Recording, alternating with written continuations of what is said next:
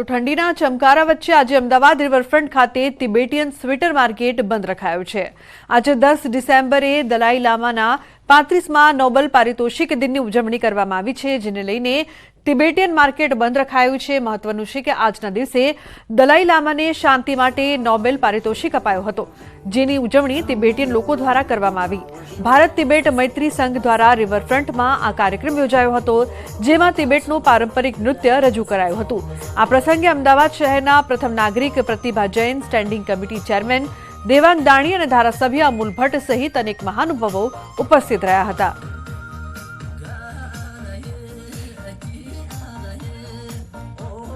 आज के दिन हमारे लिए एक नया साल और एक नया त्यौहार की तरह है। जैसे कि आप जानते हो, गुरुजी को एक इतना बड़ा नोबेल शांति पुरस्कार से सम्मानित किया गया और आज 35वां साल है, जो हमारे लिए एक बहुत ही बड़ा त्यौहार है। एक દલાઈ લામાને જે નોબેલ પારિતોષિક મળેલો એના 35મા દિવસની આ ઉજવણી છે।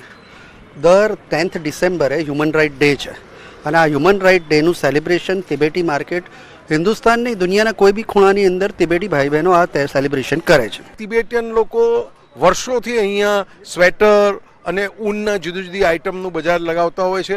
એ લોકો ગુજરાતીઓ સાથે અને ભારતીયો સાથે એક પરિવારની તરફ ભેગા થયા છે। આપણા માટે આનંદનો વિષય છે કે આપણા પાડોશી દેશો આપણી સાથે આ કરી રહ્યા છે।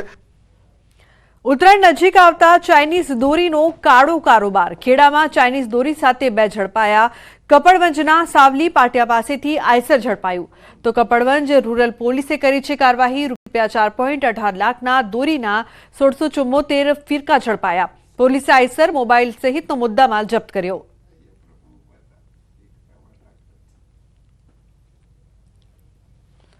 સુરતની વરાછા પોલીસે માનવતા મહેકાવી છે। ચક્કર આવતા પડી જતા વૃદ્ધાને પોલીસે કરી મદદ। પોલીસે વૃદ્ધાને ગંતવ્ય સ્થળે પહોંચાડ્યા। મહત્વનું છે કે વૃદ્ધા નોહરની ચાલ ખાતે આવેલી પોસ્ટ ઓફિસમાં પૈસા ઉપાડવા જતા હતા।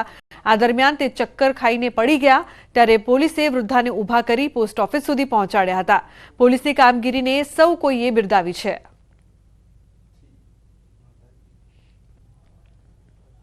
તો વડોદરામાં મૃતક યુવકના દેહનું પરિવારે દાન કર્યું। સાવલીની કેજે ઇન્સ્ટિટ્યૂટને મૃતદેહ દાનમાં અપાયો। મેડિકલના વિદ્યાર્થીઓના રિસર્ચ માટે મૃતદેહને દાનમાં અપાયો। તો મૃતક દીપક કર્ણિકના મિત્રએ પરિવારને દેહદાન કરવા સમજાવ્યા। મેડિકલના વિદ્યાર્થીઓને અભ્યાસમાં થશે ફાયદો। પરિવારે લોકોને દેહદાન કરવા માટે અપીલ કરી।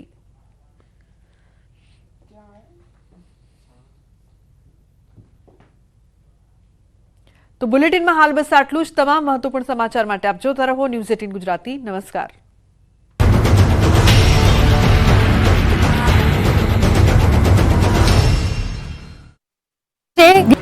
અંકલેશ્વર નજીક નેશનલ હાઈવે નંબર 48 વહેલી સવારે મોતની ચીચિયારીઓથી ગુંજી ઉઠ્યો। અંકલેશ્વરની વાલિયા ચોકડી નજીક આવેલ આમલખાડીના ઓવરબ્રિજ પર ખાનગી લક્ઝરી બસ અને સરકારી એસટી બસ વચ્ચે અકસ્માત સર્જાયો। અકસ્માત સર્જાતા ખાનગી લક્ઝરી બસ પલટી ગઈ, તો એસટી બસ પણ માર્ગની બાજુમાં ઉતરી ગઈ। ખાનગી બસ પલટી જતા બસમાં સવાર મુસાફરો અંદર જ ફસાઈ ગયા। મુસાફરો ફસાતા બચાવ બચાવની બૂમો પડી। આ અંગેની જાણ આસપાસના સ્થાનિકોને થતા તેઓ મદદ માટે દોડી આવ્યા અને મુસાફરોને બસમાંથી બહાર કાઢ્યા। બનાવની જાણ થતાની સાથે જ પોલીસ કાફલો પણ ઘટના સ્થળે દોડી આવ્યો અને ઇજાગ્રસ્તોને 108 એમ્બ્યુલન્સ સેવાની મદદથી સારવાર અર્થે અંકલેશ્વરની જયાબેન મોદી હોસ્પિટલ ખસેડવામાં આવ્યો।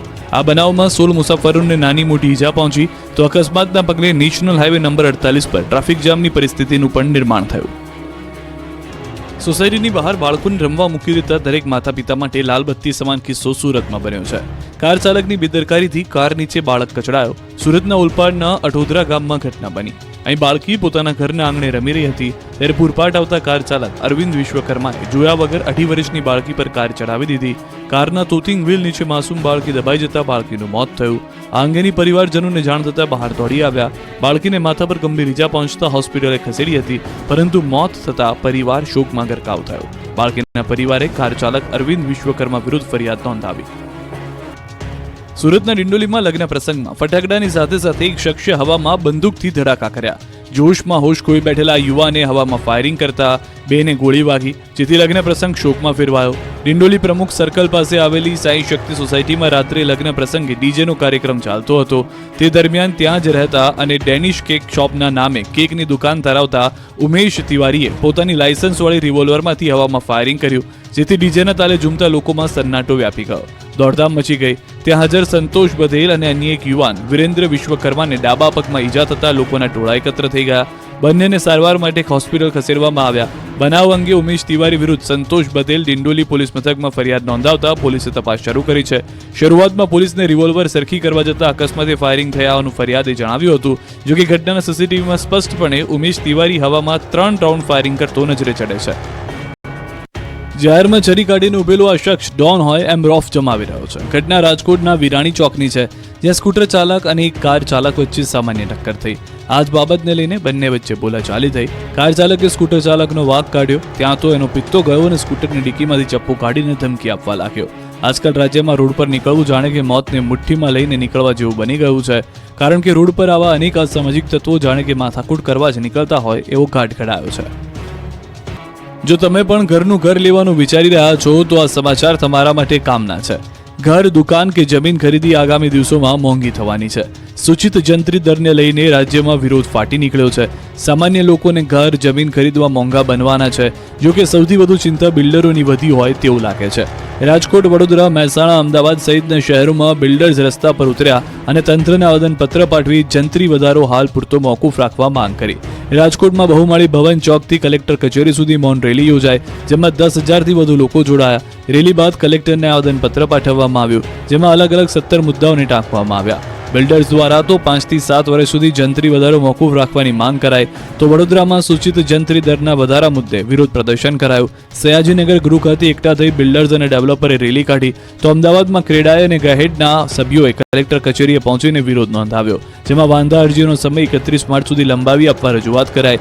તો મહેસાણામાં બિલ્ડર એસોસિએશન ક્રેડાઈના બિલ્ડરોએ નોંધાવ્યો વિરોધ. જિલ્લા કલેક્ટર કચેરી જંત્રી મુદ્દે આવેદનપત્ર આપ્યું. રાજ્ય સરકાર દ્વારા નવી સૂચિત જંત્રીમાં સરેરાશ 200 થી 2000% સુધીનો વધારો ઝીંકી દેવામાં આવ્યો છે. જંત્રીમાં કરાયેલા સૂચિત વધારાનો જો અમલ કરવામાં આવે તો મકાનના ભાવમાં 30 થી 40% વધારો થવાની ભીતિ વ્યક્ત કરવામાં આવી. એના કારણે સામાન્ય માણસનું ઘરનું સ્વપ્ન અધૂરું રહી જાય એમ છે, જેથી ક્રેડાઈ દ્વારા આ અસહ્ય વધારો પરત લેવાની માંગ કરવામાં આવી. ચેતર વસાવા સામે વધુ એક એફઆઈઆર નોંધાતા ખળભળાટ મચી ગયો. ડેડિયાપાડાના આમ આદમી પાર્ટીના ધારાસભ્ય સહિત 13 લોકો સામે મંજૂરી વિના પદયાત્રા યોજવા બદલ ફરિયાદ દાખલ થઈ છે. રાજપારડીના પીઆઈ સુખમ ગોહિલે ખુદ ફરિયાદી બનીને આ એફઆઈઆર દાખલ કરી છે, જેને લઈને હવે ચેતર વસાવા લાલઘુમ થયા. પ્રાપ્ત વિગતો પ્રમાણે 3 ડિસેમ્બરે ચેતર વસાવાએ રાજપારડીના બિરસા મુંડા ચોકથી ઝઘડિયા સુધી પદયાત્રા યોજી, જેના માટે પોલીસે કોઈ મંજૂરી આપી નહોતી. એફઆઈઆર નોંધાયા બાદ ચેતર વસાવાએ પોલીસ પર નિશાન સાધતા કહ્યું કે એફઆઈઆર ખોટી છે. 30 નવેમ્બરે કલેક્ટર અને એસપીને જાણ કરી હતી, સાથે જ પ્રાંત અધિકારીને જાણ કરી હતી. વસાવાએ અનેક ગંભીર આરોપ સાથે જેલભરો આંદોલનની ચીમકી ઉચ્ચારી. બનાસકાંઠાના કાંકરેજમાં થળીમઠનો વિવાદ પાલનપુર પહોંચ્યો. રોષે ભરાયેલા લોકોએ પાલનપુરમાં કલેક્ટર કચેરી સુધી મહાધર્મ રેલી યોજી. આ દ્રશ્યો ઉત્તર ગુજરાતના છે, જ્યાં થળી જાગીર મઠના મહંતની ગાદીને લઈને ઘેરાયો છે વિવાદ. દાવા પ્રમાણે 117 ગામના લોકો પાલનપુરના રામલીલા મેદાનમાં એકઠા થયા અને દેવ દરબારના મહંત બલદેવનાથ વિરુદ્ધ સભા યોજી. બાદમાં રેલી સ્વરૂપે પાલનપુર કલેક્ટર કચેરીએ પહોંચ્યા અને થળી જાગીર મઠના મહંતના વિવાદનો ઉકેલ આપવા માંગ કરી. આવેદનપત્ર આપ્યા બાદ તમામ લોકો કલેક્ટર કચેરીના પરિસરમાં જ બેસી ગયા અને નિર્ણયની રાહ જોવા લાગ્યા. એવી ચીમકી ઉચ્ચારવામાં આવી કે જ્યાં સુધી સમસ્યાનું સમાધાન નહીં થાય ત્યાં સુધી તેઓ ઘરે નહીં જાય. વાત કંઈક એવી છે કે 19 નવેમ્બરે થળી જાગીર મઠના મહંત